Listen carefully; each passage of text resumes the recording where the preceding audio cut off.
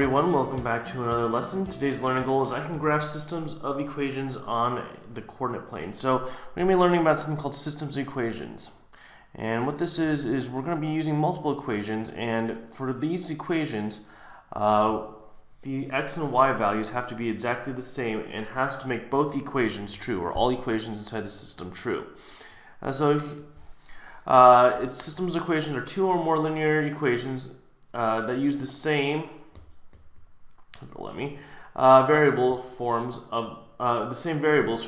a system of equations.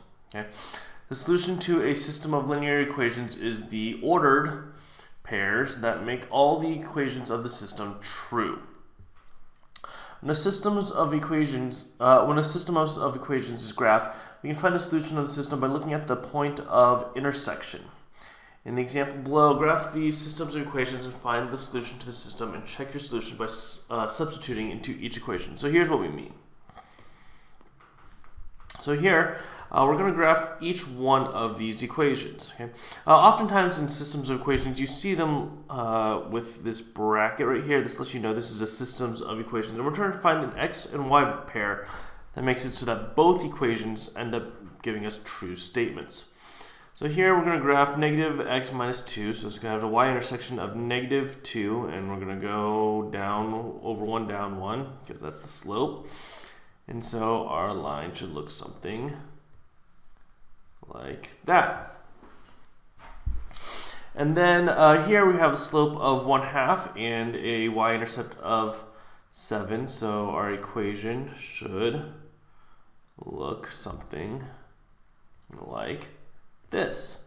And so we can see that right here is the point of intersection, and that point has an intersection of, what is that, 6 or negative 6, 4. So our solution is negative 6, 4. And we can check this by plugging in negative 6 for x into both of these equations and 4 into y, and see if that ends up being a true statement. So we're going to plug in first into this first equation. And so we got negative 6 minus 2 hopefully gets us 4. Negative 6 is 6, and 6 minus 2 is 4. So let's see if it works for the second equation.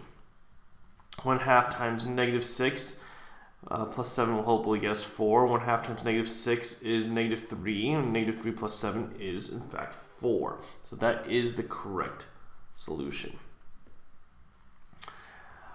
Here we're going to do the exact same thing. Y equals negative 5. Y equals negative 5 again is a horizontal line at negative 5, so that's going to look something like this. And then we're going to graph negative 2x minus 3. And so what that will hopefully be is negative 3 is our intercept, and then negative 2 is our slope. So therefore our line should look something like this. Our point of intersection is right here. That's a 1, 5. So our solution is 1, 5. And we're going to check our answers. Or excuse me, 1, negative 5. That's negative 5. We're going to check our answer and we know that it works for this one because y equals negative 5, and we have a y coordinate of negative 5, so that's going to work out. Let's check it for this equation right here. So negative 5 equals negative 2 times 1, which is just negative 2 minus 3. Negative 5 equals negative 5, so therefore we did it correctly. Go ahead and graph these two out on your own and find the solution.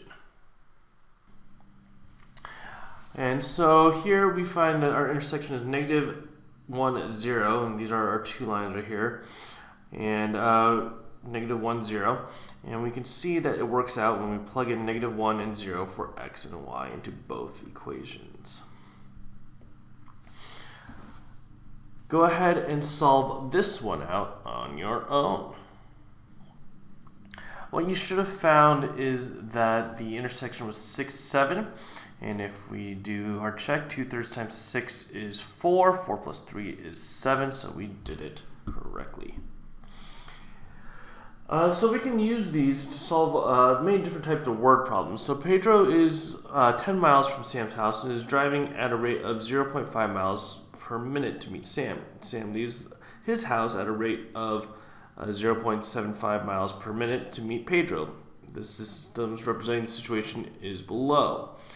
Okay, so graph the system to find solution. So it's 10 miles away, and he's getting closer by 0.5 miles per minute, and 0.75 miles getting farther away from his house. That is, Sam is by 0.75 miles per minute. So we're going to go ahead and graph this. And what that's going to look like for both of these is the following. So here we're going to have 0.75, which is again 3/4, by the way. So that's why we have a point right here and right here. And then we find that our intersection is right here. So at 8 minutes, they're going to meet.